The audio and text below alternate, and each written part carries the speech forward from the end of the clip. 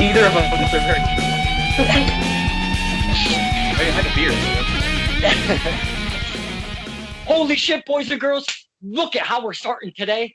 I sound like I'm on a little Cocana, but I'm not. I am so excited because it is 420 and it's a holidays, if you will. And look who I got. It's the Stepdads. I don't know how to address you separately because I just know you as the Stepdad. So we'll keep it there. We'll dive into who you are, what you've done, where you come from, how you got together. We'll talk wrestling. I don't think we'll talk too much 420 today because this is all about the Stepdads. This is Stirring the Pot with Don Kincaid and my very special guests, the Stepdads. What's up, guys? What's going on, man? We're stirring that pot. Yeah, there you go. We're cooking something. Around here, we like to stir the pot. We poke the bears. But see, you guys are on the Just you.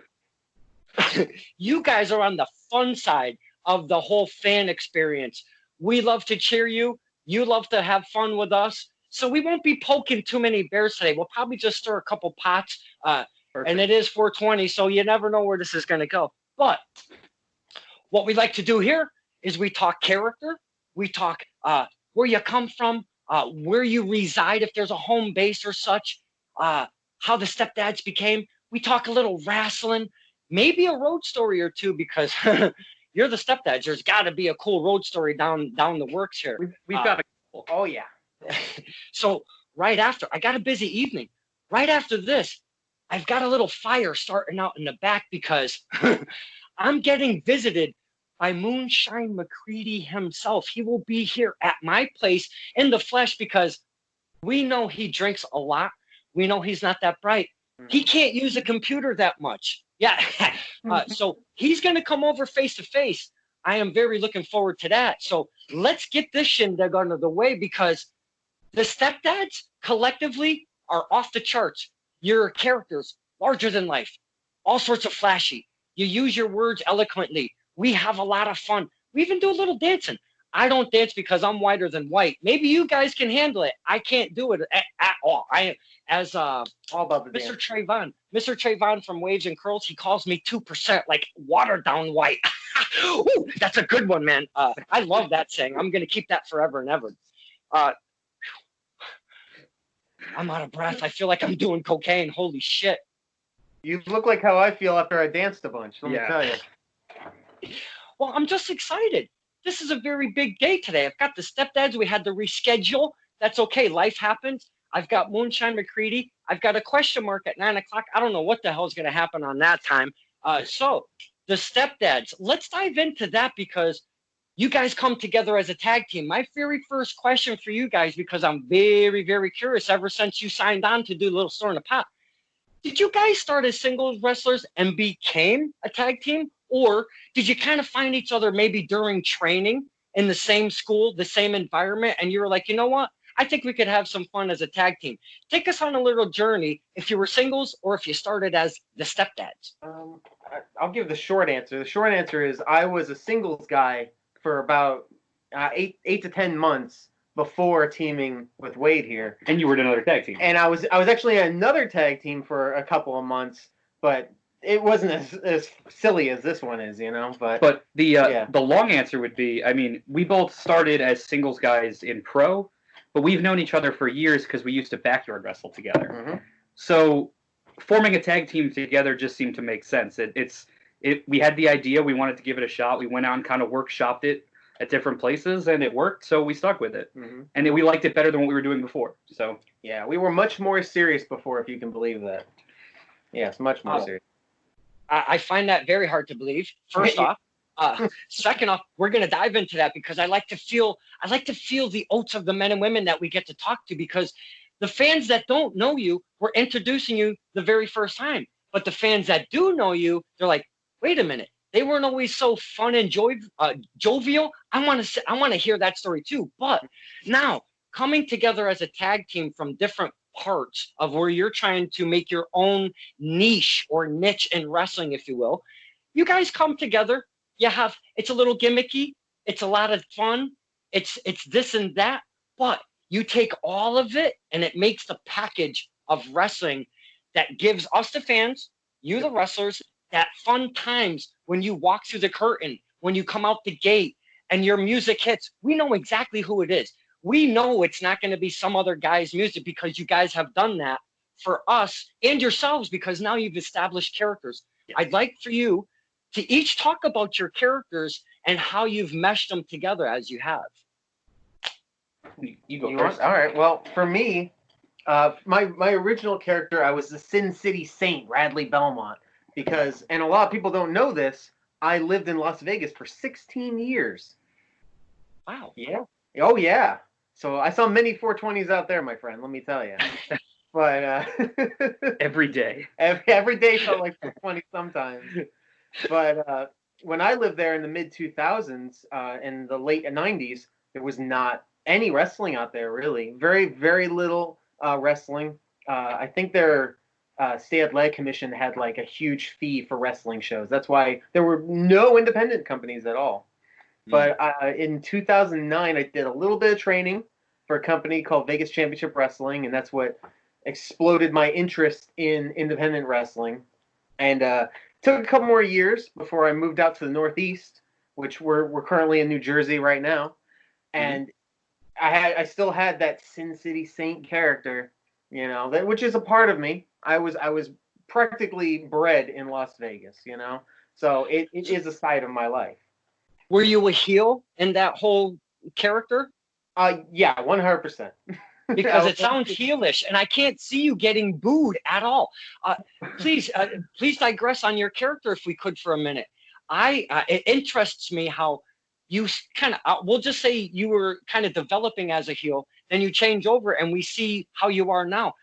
How difficult is it to do that changeover from the bad guy or the heel getting over to, yeah, please. One thing I want to say that's really funny is it's funny that you say you can't see him being a heel, because when he started, I remember our trainer saying, there's no way you could ever be a face. The fans will not be behind you as a good guy because you look like people want to boo you. I had very short hair. I looked like a weatherman. I came out in blazers and like always acted like I was a sleazy gambler. I had spray tan, terrible spray tan, terrible every time. Oh, it was. It was bad. I went to the nines to give this image of some of the people I used to know in Vegas who really just ran themselves into debt and had all these problems, and they were just the sleaziest of the sleazy. They were movie characters come to life. So I tried to think of that as I was trying to play this character, because I remembered those people and I was around them, you know, so much. But as things, what's that? You're taking things that kind of triggered you that you're seeing in Vegas, and you're like, the overdone spray tan. I'm just envisioning it. That sounds like a laugh and a half right there. Oh yeah, yeah. And I mean, I definitely have my silly moments as a heel. You can play that up, you know, you're being fooled, everything like that. Oh yeah, we did tons of silly things, but it was at me as opposed to, you know, with the crowd. But yeah, it worked great for that heel persona, because I always saw those people as, you know, not the best type of people to be around. You know, they use you and that kind of thing. Didn't leave Vegas saying goodbye to any of those people. You know what I mean? So it worked great for that heel character. But that's not me. You know, I'm a completely different kind of person. I'm pretty much exactly like I am when you see me in matches. And yeah, and that we got told all our lives, like, you're old souls, you know, you act like grandpas, you know, you're always whining about your backs and everything, you know, you watch old sitcoms. So we pretty much are the stepdads. You know, this is it right here. I mean, it's funny. We both started about as far away from the stepdads as we could in pro. Yeah. My original gimmick was I was Kodiak Kruger. I was like this guy from Alaska. I came out in like a big trench coat. My whole thing is like, I'm a big guy, but I don't have a deep voice. Like, I'm not scary if I talk. So the only way I could do that character was to not talk, because it's not the way I sound. And if I do open my mouth, I'm more of the quick-witted, like, funny person. So, like, that doesn't fit that character. So I just had to go completely silent. And it just didn't fit my strengths. I mean, I enjoyed it. I liked the look. I had I looked badass, but, like, it didn't translate. It was hard for me to connect with the crowd.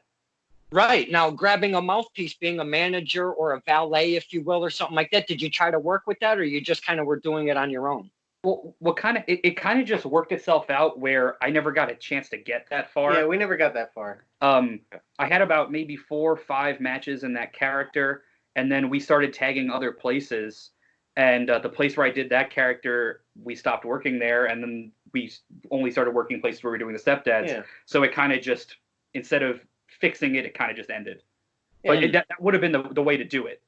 Yeah, it wasn't like a completely different character. Like we were aliens here and we weren't there. And we just changed the way we did things, you know? We still do a lot of the same moves and, you know, all sorts of stuff Yeah, like you just that. changed the look. I went from being the Kodiak Bear to Papa Bear. Mm-hmm. There you go. Now, I could see you because you have that bigger stature coming in with a trench coat, maybe the Terminator glasses and shit like that or whatever. I could see that. Man, and now that you paint the picture, I could. But in general, there ain't no effing way I could see Mr. Kruger, a bad guy. Again, you guys are flipping my mind right now. Now, trying to take that journey in these different characters, were you able to at least connect with the fans at all, being the heel or bad guy? Because they say that it's easier to play the villain, but sometimes the character itself isn't always easy to get over if you're a villain. For me, it was tough because I was doing it at the same time that I was having my first matches. So I was so focused on not screwing up the moves and the match and forgetting things that it was hard for me to do all of it at once. I would neglect the crowd because I was too focused on the match. So going back, I think I could have made it work, but at the time it was very difficult, and I wasn't put in a great position where I was working with guys.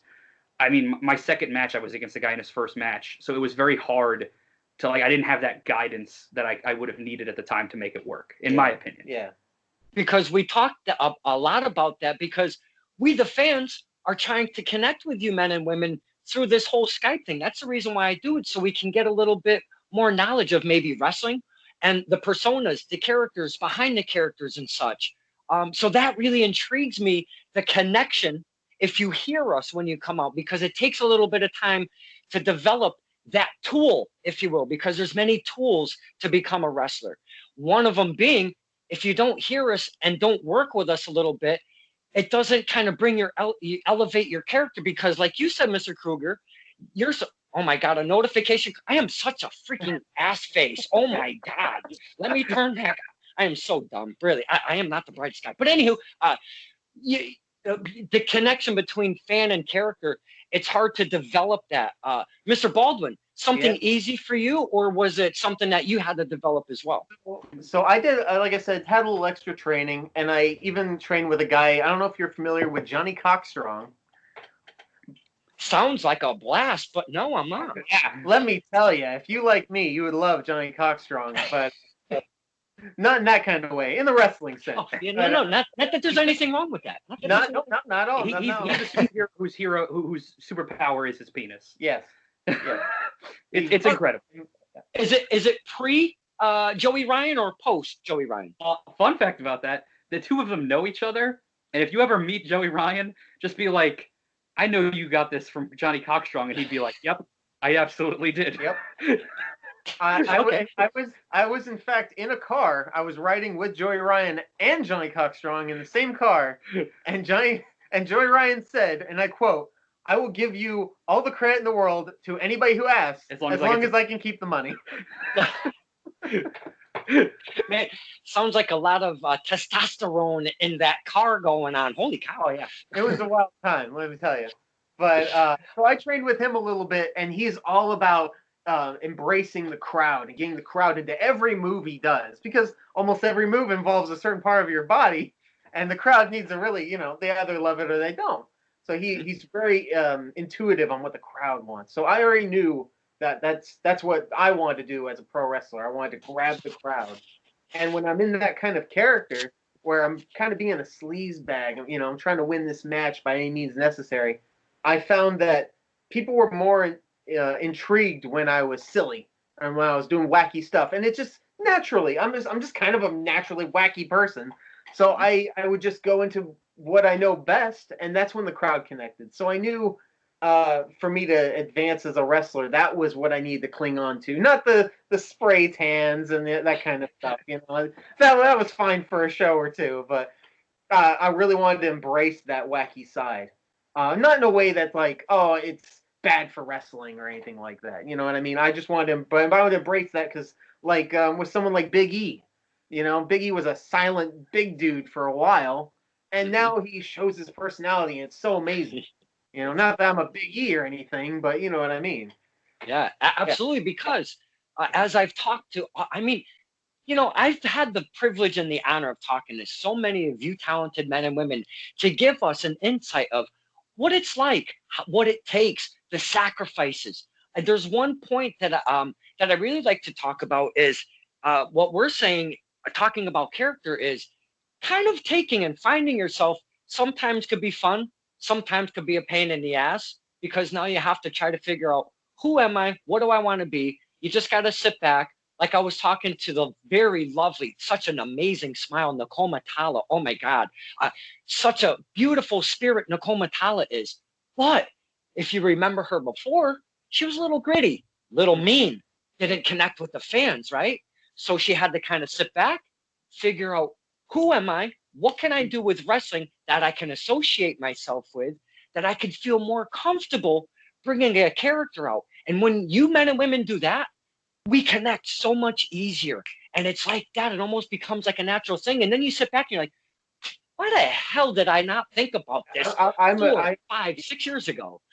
I'm a huge supporter of if you bring yourself out to the ring, and if you're just right next to the audience and you show you, they're going to feel how genuine that is. You know, it doesn't, no matter if you're a Rocket Man or you're just a wrestler in the ring, you know, with black tights and that's it. Yeah, like they'll feel that genuine attitude. I definitely think a lot of the best characters are just an extension of yourself taken to a higher volume. Yeah.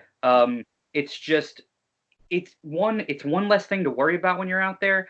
Like you're already worried about the match and protecting your opponents. If you have to remember to be someone you're not, it's an extra step that can get lost. If you're just being you, it comes out naturally. It's a lot easier to connect. There's not an extra step, an extra layer between you and the audience. That layer is stripped down. It's just you and them, and it's a lot easier to connect because you're just being you. Mm-hmm. Yeah. That's perfectly said, because yesterday I talked to Slick Wagner Brown. Love me some Slick Wagner Brown. Great. And if you know of Slick Wagner Brown, which I'm assuming you do, he's got the Tessa Strength Dojo in East Hartford. And my goodness, the characters that he develops, the way he, presents wrestling, he tries to give that whole package. You got the hard cam, getting TV ready for that next level, how to connect with the fans, getting your moveset right. But what I'm driving at is, without your mindset, like you just said, Mr. Kruger, without having so much to bottle up what's up here, you need, some of us don't have that physical beauty. I only weigh like 35 pounds, Well, yeah, right. I mean, the Stepdads, maybe not the best physical specimen, but you have to have the attire, the physical, part of it, the cardio and all of that, the training, the moveset, again, the safety for yourself, your opponents, the referee, the fans, if you're in a very tight environment. There is a lot that has to happen up here. But if this thing gets tweaked up here, all of this, it kind of just gets to the wayside, and you just kind of get like, oh shit, oh shit, oh shit. It's the difference of when something happens and you have to think, well, how would my character react, rather than just reacting naturally in the way you would react. Yep. It's so much easier that way. Also, funny that you mentioned Tessa Strength, because we were actually supposed to be wrestling there this week coming up, and before this all happened. Yeah. I know. I lost my shit because I follow every single Tessa Strength event that there is, and when I saw that the Stepdads were coming, fuck yeah! And then the Kincaid. Oh God. Sometimes that goes over, sometimes it doesn't. But I seen you guys coming over, and I was so excited because that's one of my home bases. Yep. So when all of this blows over, could we still be seeing the Stepdads at Tessa Strength? I hope so. I really hope so. It seemed like they wanted us to come out there. We wanted to be there. Yep. So as long as we could make it work, we're definitely down to come Absolutely, yeah. Test of Strength is one of the goals we have to wrestle in 2020. We have a bunch of different promotions that we really wanted to get into, and Test of Strength is definitely one of them. Like, no doubt. So And now my yeah. goal is just to wrestle in 2020. Now, that's actually something that I dive into because of the position that we're at globally. When we do come back, you're mentioning Test of Strength, but you also said that we have some other promotions in our sites.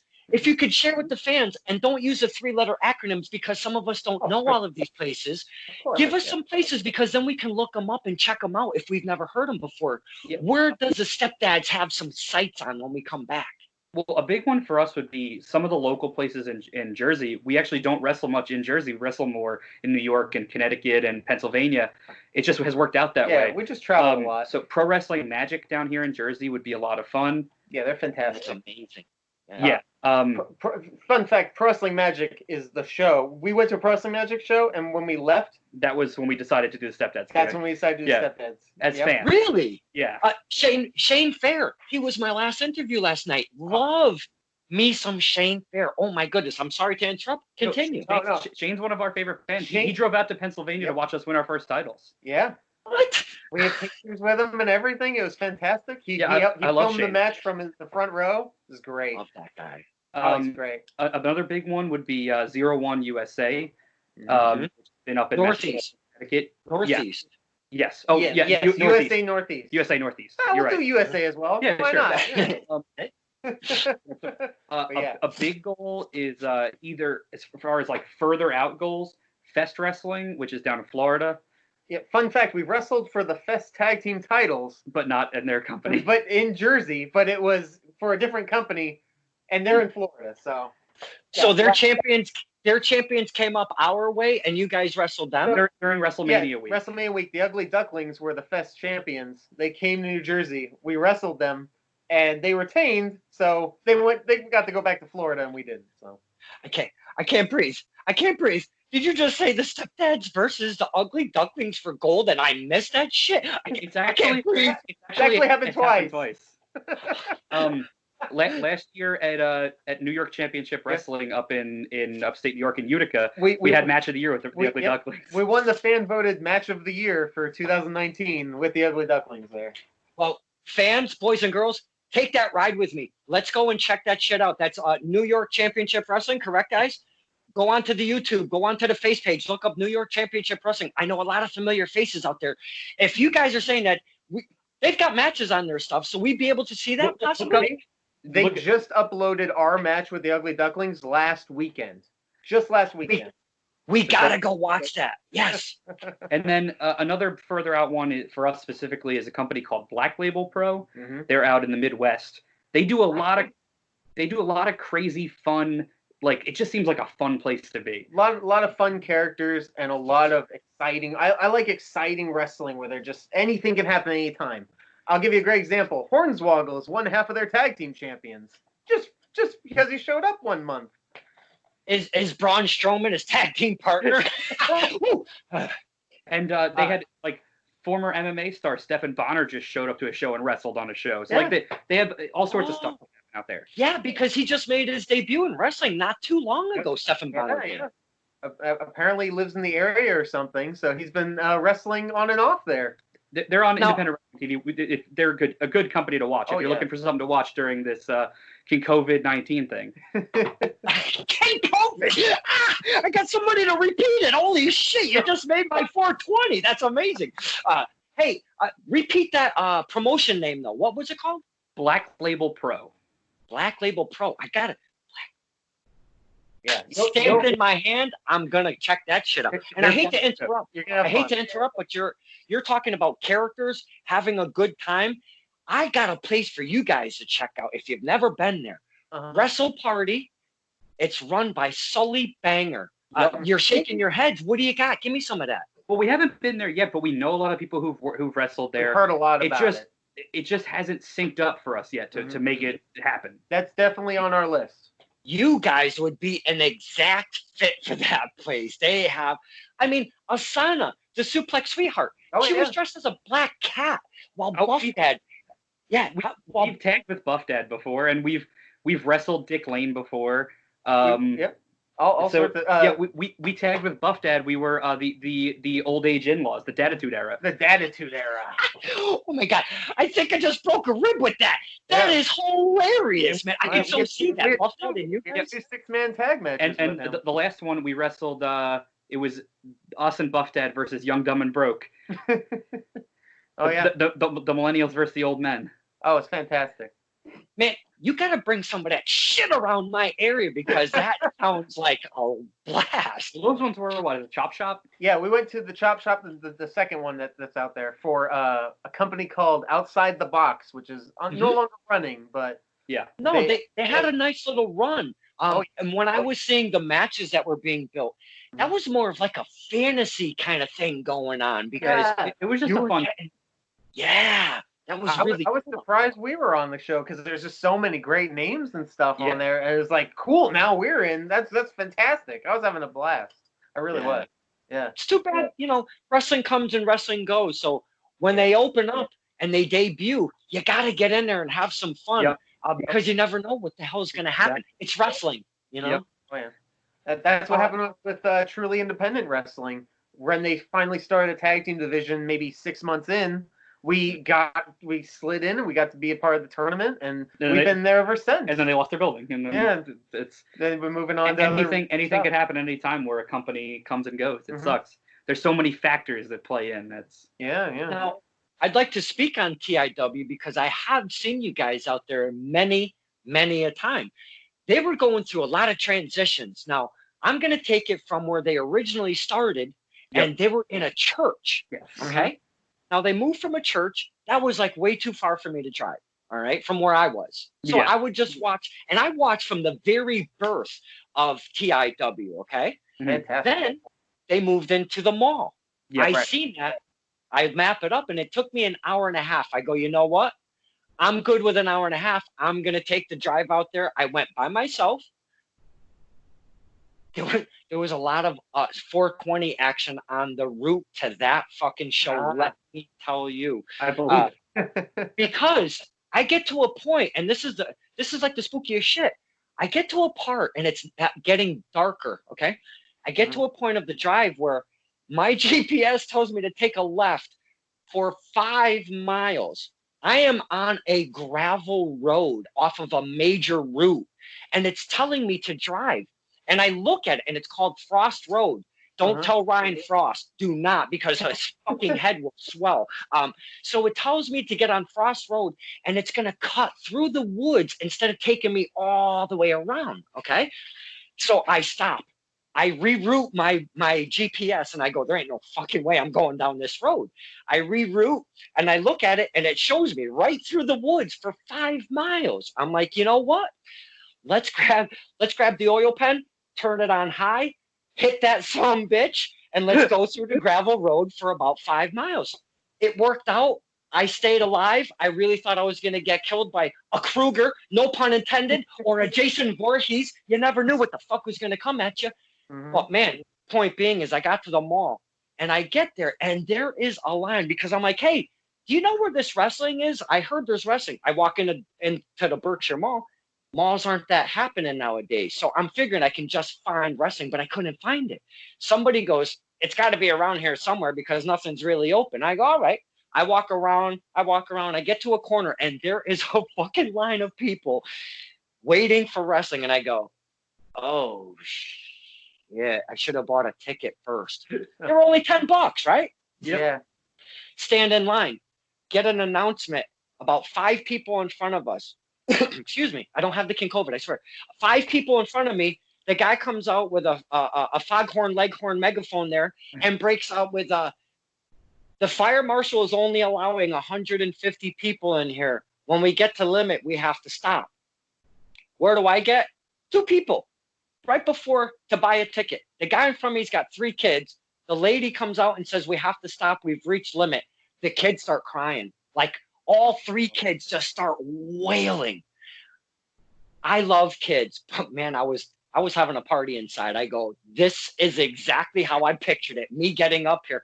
But that, with the kids going ill and the whole thing, it just had a little element to me. I was kind of funny, haha, while they were crying.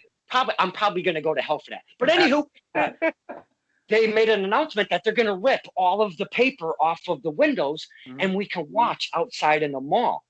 And I look at the guy with the 3 crying kids and I go, bro, I drove an hour and a half here. I am not standing in a mall like I'm standing in a fucking bird cage watching wrestling. I wish them the best of luck, but I'm not going to hang. And I turned around. I pulled out the pen. We went and made our way back down Frost Road and went back to Connecticut. So that was my first time of going to TIW. I know it's a little winded. I apologize. Okay. That sets me up for when we go back. What a fantastic time. Oh, God. Oh. Did we lose you? Well, no. Somebody called me. No.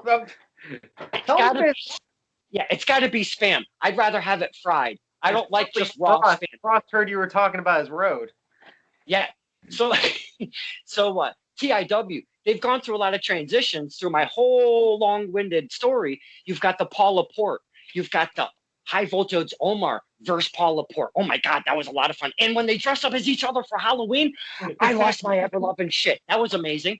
Then I want to take us to Mark Adam Haggerty comes and becomes a general manager. What the hell was going on in TIW at that time? You guys were in it. Could you please tell the fans after I can stop talking, take us on a journey of that Mark Haggerty from then on, because he got thrown in the toilet one time. Please take us up to that point. Well, the first thing is our first trip to TIW, we also got lost. Do you remember that? Yeah. We ended up outside like a ski resort or something. Yeah. We were just stuck at like a dead end. It was like 2 forks in the road, and it was saying to go straight. And I was like, we can't do that. We'll crash. Like it said we were there. We were like 15 minutes away. Yeah. So I feel your pain with that. We had to figure that out over time. But luckily, with TIW, they did have a 300-person capacity at some point. That's why everyone was able to get in. Yeah, they did up the capacity at one point. Exactly, yeah. And so thank goodness they were able to do that, because I know that they hated turning people back. Mm-hmm. But you want to go from there? Yeah, so, I mean, well, we started there. We came in for the tag tournament. Yep. And in our debut, was the tag tournament was our debut. First match was not good. And we were heels, too. You think you can't? Yeah, we came in as heels. Yeah.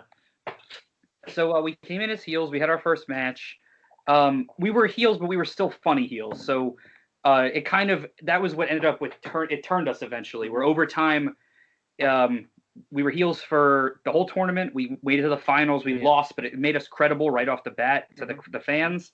And our philosophy was that we wanted to be heels towards the kids. Just the kids. Yeah, we were only heels towards kids. Yeah. So we would go up and we'd tell them, oh, is this your dad? You should listen to him. You know, he knows what's best. And I'd high-five their dad. Let me tell you, no kid will hate you more than if you high-five their dad and tell him that he's right.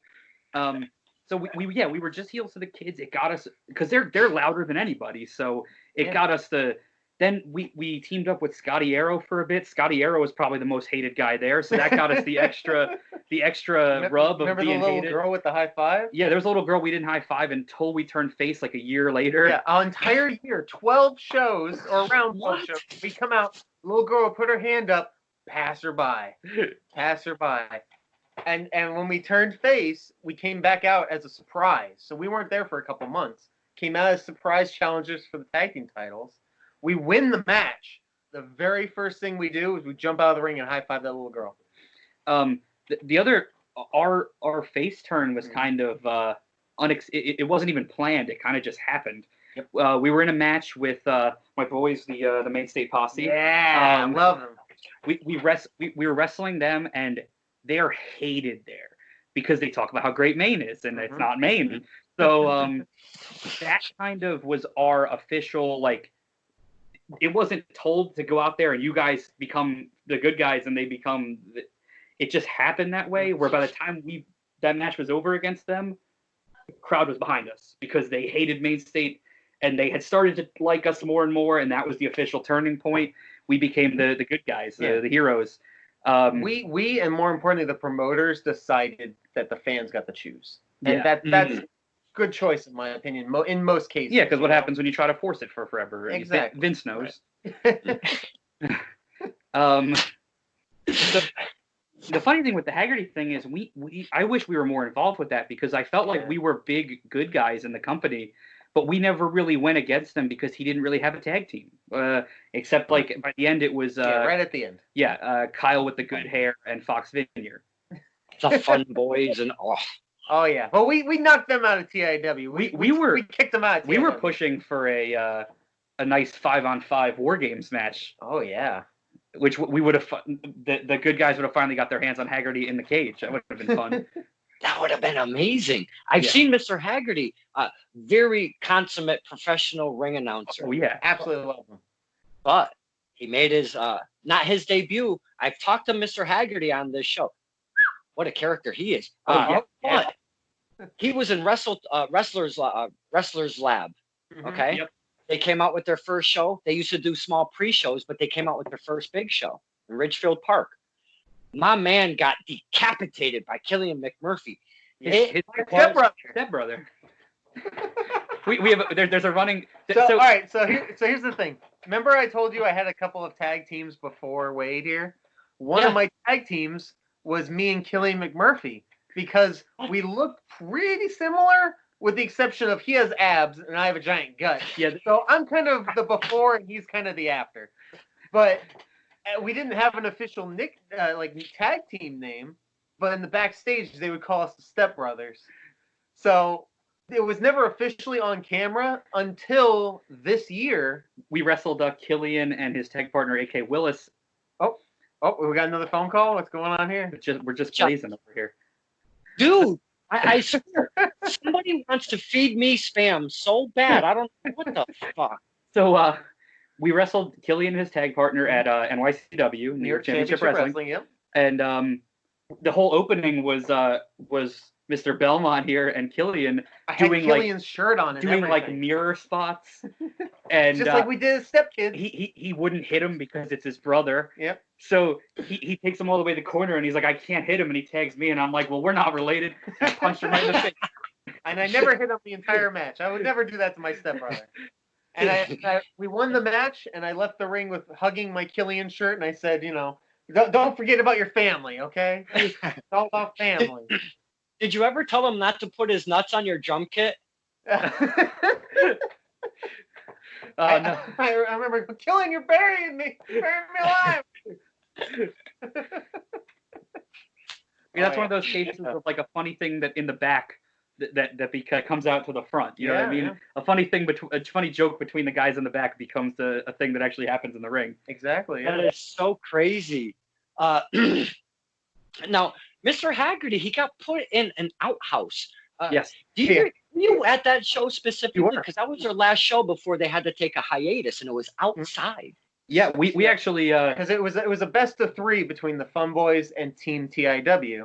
We were one of those matches. We beat Brad and Fox Vineyard and sent them back. So that was the so the first match the Fun Boys won, Sweet Money Montgomery, and then we won the next match. So the final was the champ versus Tyler Vincent, Jimmy Limits versus Tyler Vincent. Yep. Jimmy Limits lost in like 30 seconds. Tyler Vincent crushed him. Tyler Vincent killed Jimmy Limits and then put Haggerty in the outhouse. Yeah. And we also, before that show started, we had the Stepdads and the fans of TIW versus the Fun Boys in a wiffle ball game outside. We had a wiffle ball game before the show. It wasn't filmed or anything. It was just us and the Fun Boys with all the kids and a couple of parents, and we had a full wiffle ball game. Yeah. I was wearing my Todd Frazier Cincinnati Reds jersey because he's a Jersey boy, and the funny thing about that was I took a photo of me ripping a double, and I posted it on Twitter in my Frazier jersey, and I tagged him in it, and I was like ripping doubles all day, and he retweeted it, and he's like, all day, baby. It was one of the funniest like retweets I've ever gotten on Facebook from the Todd Father himself. But the funny thing was, we even used the wiffle ball game to set up the later show because the game ended in a tie. When the game was tied, I beamed Haggerty. I was the pitcher. I beamed Haggerty with a pitch, and he stormed the mound, and we had a pull apart brawl. Yeah, we had a big brawl. Everyone had to pull us apart. Haggerty's screaming bloody murder. We had to pull him away. Oh, I can so see it. show. That was before the show even started. That was just people coming before the show, like hanging out. We had that whole thing. So much fun. It's one of those things that adds to the fan experience. It's so much more fun. Mm-hmm. It's like you're involved with the whole thing. It's like, I know if I was a kid and I went to a show and I got to play wiffle ball with the wrestlers, I'd be sold forever. Oh yeah. Oh yeah. And we even had a show. It wasn't for XWA, but it was in the XWA Center in Rhode Island. And Mark Adam Haggerty was on commentary for that show.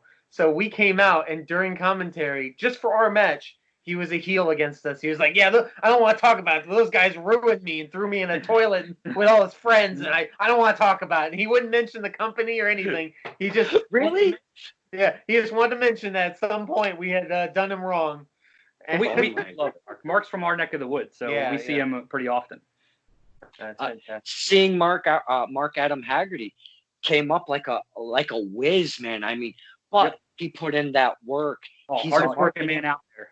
Yeah, the social media. Now he's got his own little seminar thing going on, which is amazing, by the way. And it's only $20. So, it's all based on the social media marketing and such, and how to utilize it.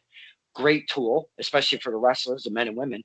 But putting in the drives at Mark Adam Haggerty, that man, I can't even imagine if you took a top view of the map and just squiggled lines wherever that guy went. I mean, it's got to look like a big giant bowl of spaghetti. You wouldn't even see the map anymore. It'd just be a bunch of red lines, like a little kid drawn over it. It would. Now, an announcer, a referee, a manager, the wrestlers, they all make the package we call wrestling happen in one match, and all of the matches to make up the event. There's a lot of sacrifices made. There's a lot of bullshit that you have to deal with. There's still, just like anything in life, you have the politics, the drama. On top of, your body is fucking killing you because of said match or said maneuver. My back sucks. I'm great. My back hurts. My back hurts from carrying him. Woo! That was a singer. But now, I like to talk support systems on this show, because without that, and it doesn't have to be your parents, it doesn't have to be siblings or whatever. It could be some of the men and women when you're on the road or in the locker room that really kind of give you that helping hand. I'd like for each of you to speak about who you have in your life and that has been in your life to help you go along with doing this thing called wrestling, because it's one of the hardest gigs in the universe to pull off. Yeah, well, other than the obvious of each other, because that's a huge one. I mean, we're in the car all together. I mean, and we're roommates. So if we have ideas, one of us just runs upstairs. Yeah. So we're in a house. I'm on the main level. Rad has the basement. And if we have ideas, we just run upstairs or downstairs, talk about stuff. Oh, yeah. So that's the big one. That's the plus of a tag team, is having that built in. But if you want to start. And like for us, we have the added benefit of we did that little backyard wrestling stint for a while, and we met a lot of people. And when the people we were around were very passionate. They were super passionate about wrestling. Like, they wanted to be on TV one day, that kind of thing. But they were just too young. They couldn't get trained yet, that kind of thing. So those type of people, a good example of that is Damon Ravage, who is the brother of the truly independent wrestling promoter, CJ Scott. So we already knew him. And when he told us, I have a promotion going on, you should, talk to my brother and that kind of thing. And believe me, there was no special treatment for us. Let me tell you. If anything, it was worse because he's one of your friends. I don't want him in the company. Like, it was like that kind of thing. But yeah, the backyard wrestling thing in general, it's we know so many guys who we used to backyard with who've since gone pro. Yeah. That almost any locker room we walk into, even if it's a new locker room, we know somebody there. Yes. Whether it be Mike Skyros or. Yeah, we never backyard wrestled Mike Skyros. I knew him on wrestling forums in 2008. Yeah. So we go back that far. New Jersey guy, Rick Cross.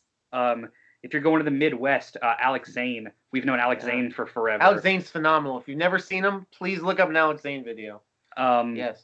A lot of the guys here locally, like the guys at Pizza Party Wrestling here in Jersey, we know a lot of them. Mm-hmm. So, like, anywhere we go, we pretty much have someone we know. Wait, there's a place called Pizza Party Wrestling? Yes. So get this. Shut the fuck up. Let me get a pen. I gotta write this shit down.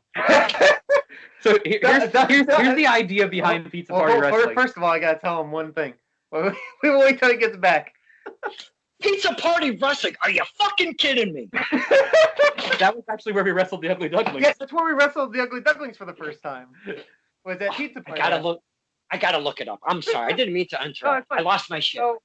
So go back like a decade. I get a Facebook message from a kid who goes, "Hey, I live in the area. Can I come to your little backyard show?" I'm like, "Yeah, well, sure. Come on over. You know, we're just kids." So he comes over, he sees it, and he's like, "Oh, this is so cool. I want to be a part of this one day." And I was like, "Oh, you want to wrestle? We can wrestle." He's like, No. I just want to like manage. I want to manage." He's like, "I want to be a manager." That was like his spark to wrestling. That's what he told me, at least. He was probably a big wrestling fan before that. That guy is now the promoter and owner of Pizza Party Wrestling. And his whole idea is you come to the show, you pay ahead of time, obviously, free pizza, right? You get, I think, a slice or two slices of free pizza. Yeah. His whole mindset is everybody likes pizza. Yep. Mm-hmm. But not everybody likes wrestling. So if you get them in with the pizza, maybe they'll find something they like in the wrestling. Exactly. You don't know you like it until you see it. It draws you in. Yeah, even at the worst that happens is you eat pizza. Yeah. even if you did the show. Yeah. So we were on there for WrestleMania week, and man, a lot of those guys are behind that is amazing. That is just amazing. Yeah. Wow. So I'm sorry.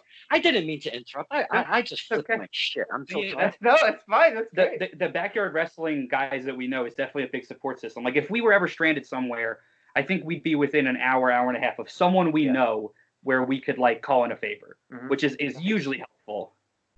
Oh yeah. Yeah. And these are, like I said, like when I lived in Las Vegas, I would literally fly out to backyard wrestling shows all over the country. Chicago, New York, Pennsylvania, all over the place. Indiana, yeah.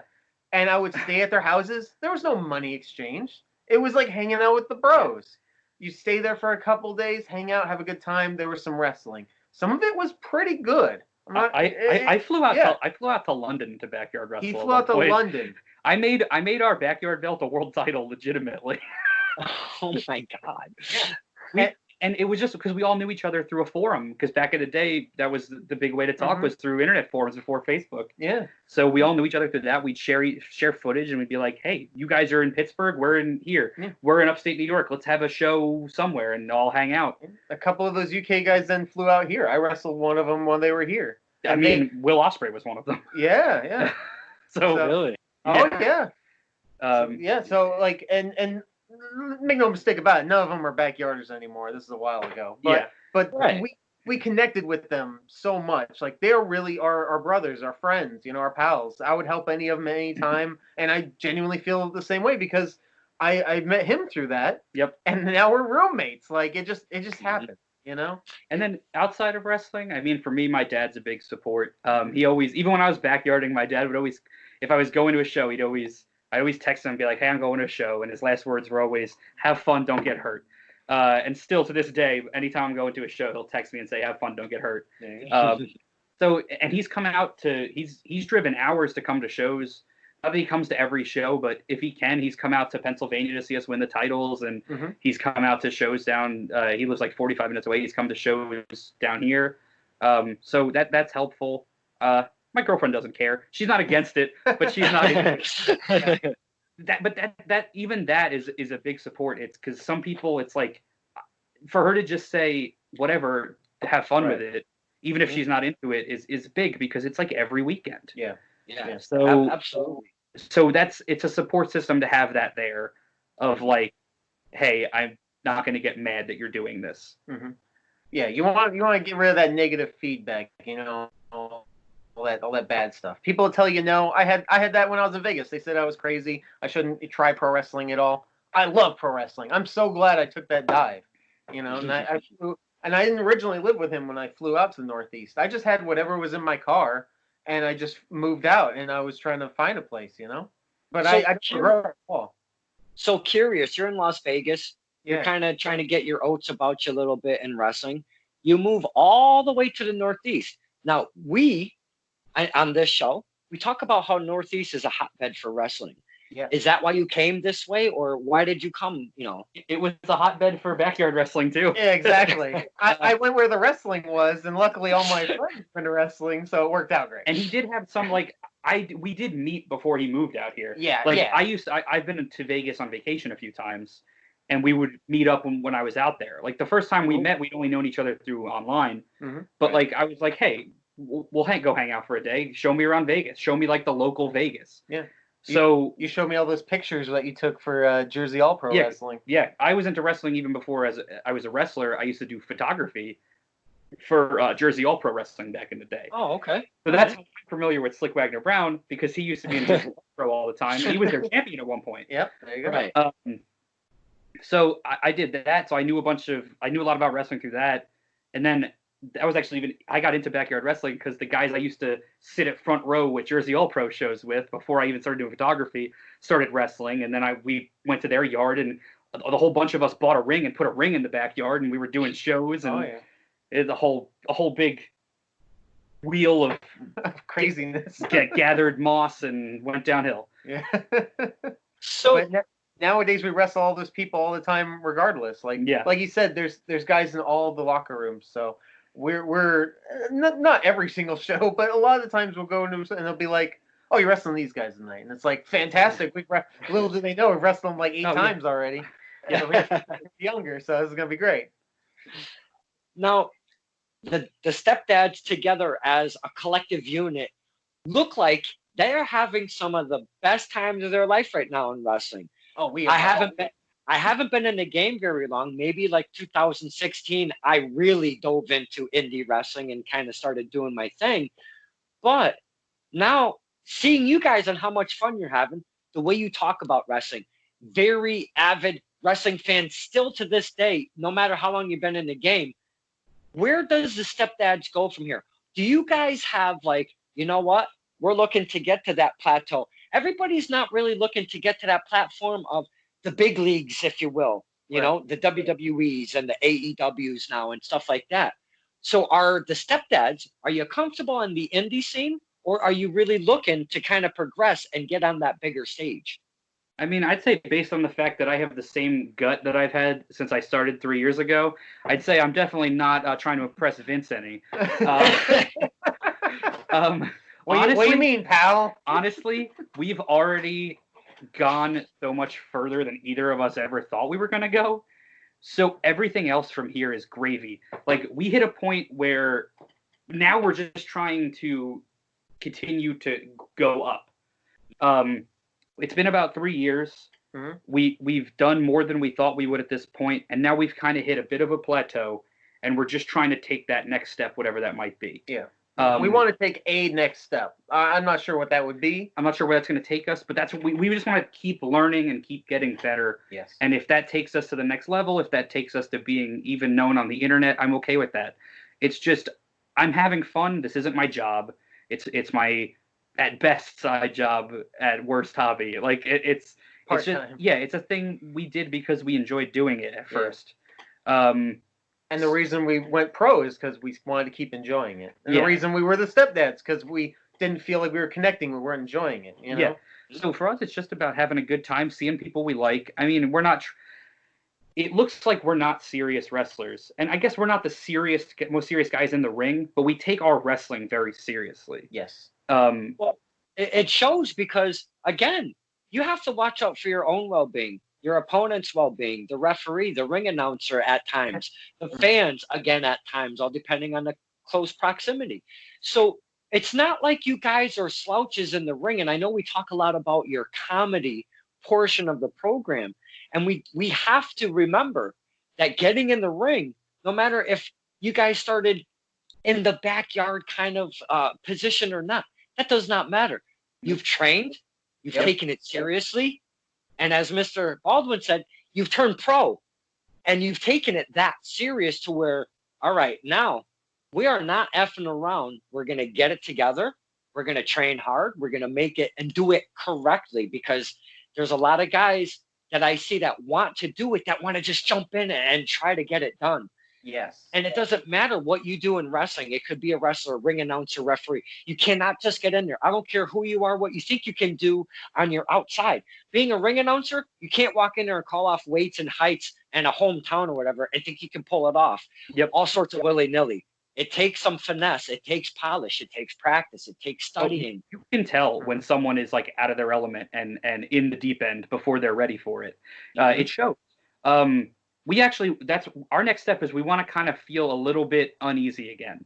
It's like we kind of feel like we're comfortable right now. Hold on. Yeah, good. Take your time. Here we go.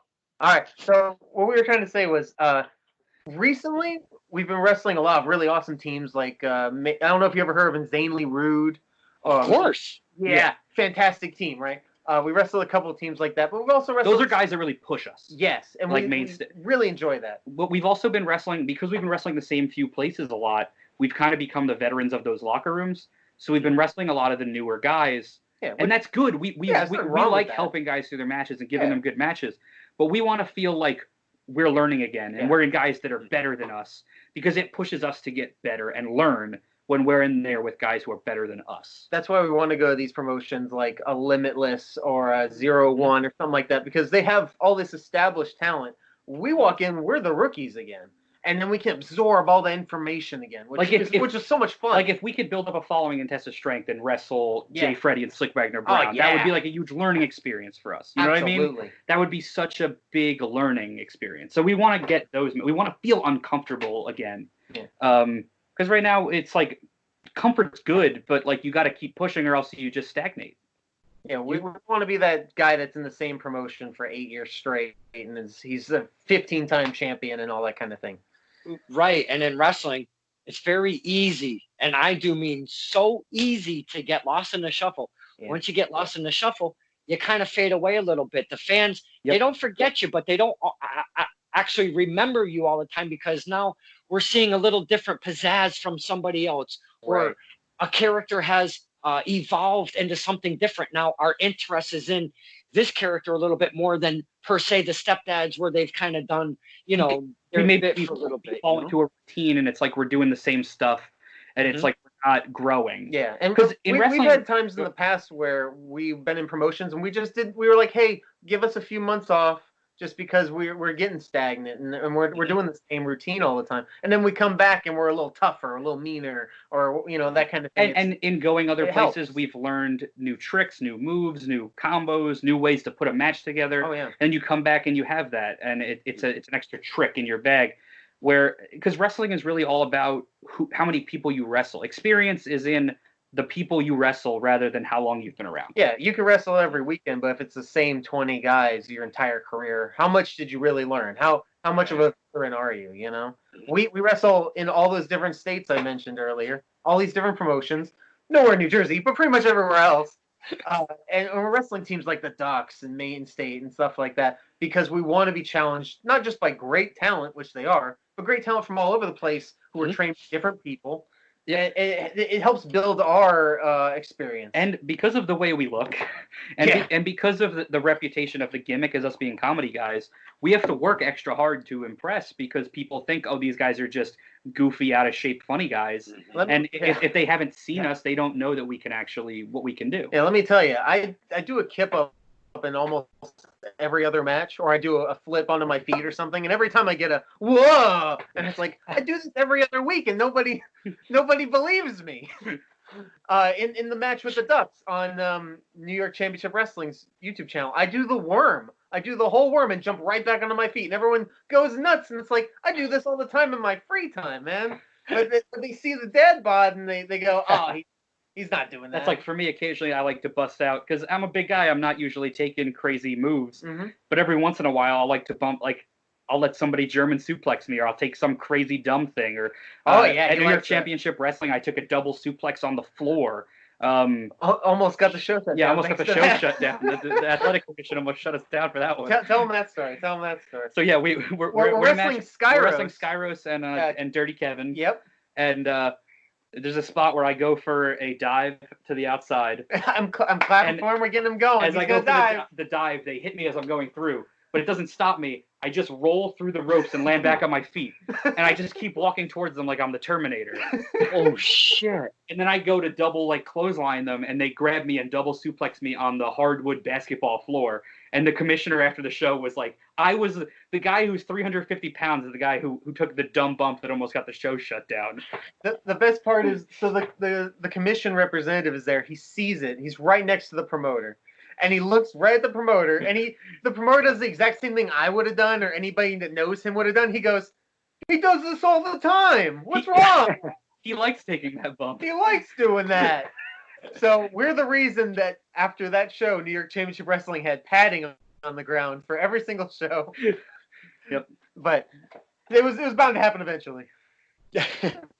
Man, you guys are exactly as much fun as I totally expected. And I've really never met you guys in person. I've only seen you perform. I think we might have said hi a couple times at maybe a couple shows. Maybe, yeah. So this one, I'm like, I know I'm going to have fun. Where I'm going to go with it, I'm not sure because I don't research anything. Yeah. I don't like to write anything down. I like to kind of do it raw and organically. So I kind of didn't know where it was going to go. And you guys, I try to envision each interview before I start it. And you guys took us on the exact ride that I was expecting from both of you, man. This was absolutely amazing. I can't thank you enough for spending the time opening up, sharing some really cool stories. And we didn't even get to touch the surface. I already know that for a fact. So what I'm asking, maybe we can do a follow-up in the near future after this ship blows over. We kind of get back in the swing of things. I would love to talk to the Love Dads. Oh my God. I would love to talk to the Stepdads again. The Love Dads. I don't even know where the fuck that came out of. That's what we have the trio. That's what we team up with McFoley. Oh man, you guys have been our dream tag partner is Buff Bagwell, so we could be the Buff Daddies. That's right. Well, there's Buff Dad. Hey, you know what? I can't even imagine how much fun you guys had with Buff Dad. That dude is just the cheese story. Yeah, I don't know if you remember a while back there was an internet phenomenon going on where like people were just taking a slice of cheese and like throwing it on a cat or a baby. Yeah, Mike Skyros is part of that bullshit. We had a lot of problems with that. In a match with some of the guys from House of Bricks, a couple of the young guys that wrestled there out in Massachusetts, we did a spot where we all three of us went for a test of strength with one of them. And when they grabbed our hand with this hand, in the other hand we had a slice of cheese, and we fucking hit him in the face with a slice of cheese. And that's how we started. That was how the match opened. Cheese to the face. Oh my God. I must have effed Mr. Skyros up and down for about 5 months for that. Oh my God. We do that all the time. Fuck Mike Skyros. He's a coward. Yeah, we did it to a baby. It kind of like or a kid or something or one He's time. a goddamn coward. Let me tell you something. We have a documentary series on our YouTube channel called The Dattitude Era. And in almost every episode, Mike Skyros just happens to be at the shows we're at. He never goes out with us to dinner, and we always point that out in our documentaries. We have everyone talk garbage about them at the dinners, and then we show him these videos. Yeah, we leave a seat open at dinner where he should have been. Yes, and like memoriam. And even when the one time he came with us to dinner, we still berated him the entire time because he wasn't sitting at our table. He was sitting at a different table, like he was king shit or something. He got there before us, and they got a table that wasn't big enough for all of us. So by the time we got there, we had to sit at our own table. Yeah. Fucking Mike Skyros. So Mike Skyros, you're dead to me. He's a coward. And we almost beat him for the 24/7 title as well. That was hilarious. Oh my God. That is some fun. I can't wait to see where the hell that 24/7 championship story goes because it's going to go around my waist is where it's going to go. I don't know what to do. I hit him with the most devastating go to sleep I've ever seen. I don't know how he survived. That should have been a broken retina or something. He was asleep and I hit him with a go to sleep. How do you kick out of that? I seen that. I had Mike Skyros on this show. I even talked to him about that, how he got pinned or something when he was sleeping. He goes, I don't know what you're talking about, Kincaid. So yeah, sure, I'm glad you brought that up. You just gave us some proof. The fans, did you hear that? He just gave us some proof right there. Yeah. And I went after him. Unfortunately, there was a really long hallway, so I was exhausted by the time I got there. But I demanded a rematch, and he just walked away. So he's a coward. He won't give me my fair shot. He's a ending this interview with F. Skyrose, he's a coward. Skyrose is a piece of shit. Right. I love all of that. That's amazing. Let me tell you, we'll come to Immortal Championship Wrestling if we have to. That's another company we'll go to. We'll pin him right in the middle. We'll both pin him in the middle of the ring. Yeah. How's he going to pin us both back? Not going to happen. I would love to see that, please. When you pin him, tell him it's for Kincaid. He'll fucking hate you for that. Written into his ear. As I pin him, I'll lean in and I'll go, "This is for Kincaid," and also Moon Knight is a terrible Marvel superhero. Oh my God! Talk about lava heat. He's gonna hate you for life. Holy shit! Yeah, no, I can't even say. Hold on, I can't even say that. Hold on, yeah. Because literally right here behind the camera, I have a signed copy of Moon Knight #1. So you know what? He's jealous. You can drop my name. He'll hate it just as much. Believe me. Woo, that's gonna be a blast. I can't wait till that happens. You guys have been freaking amazing, and I can't thank you enough for spending the time talking to us, giving us some cool shit. I really appreciate it, guys. We had to reschedule, but my tub was exploding. Yeah. So, oh my goodness, that was terrifying. Right before the interview, the tub wouldn't turn off. Hey, that's okay, because now that we rescheduled, we had an effing blast today, man. This was awesome. I even shaved. Can't you tell? I should have. I really should have. I feel like an ass because look at that beautiful WCW shirt. I should have shaved just for that alone. Right there. That's my passion right there. Nothing says wrestling to me than WCW Nitro. Let me tell you, he doesn't understand. WCW Nitro is the greatest. The greatest. The first hour of Nitro was great. No, it's all great. I want to see that broke down Hogan match. I want to see the 2 moves he does in 10 minutes. I want to see it. Unless it's Piper escaping from Alcatraz, it doesn't matter. You guys have been fucking awesome. This is Stirring the Pot with Don Kincaid, and I sure hope there's a follow-up very, very soon. I hope so too. With Don Kincaid and the Stepdads, my very special guest. Thank you so much, and stay safe. Wash your hands, wash your ass. But reverse the order, please. Perfect. WCW. Ready to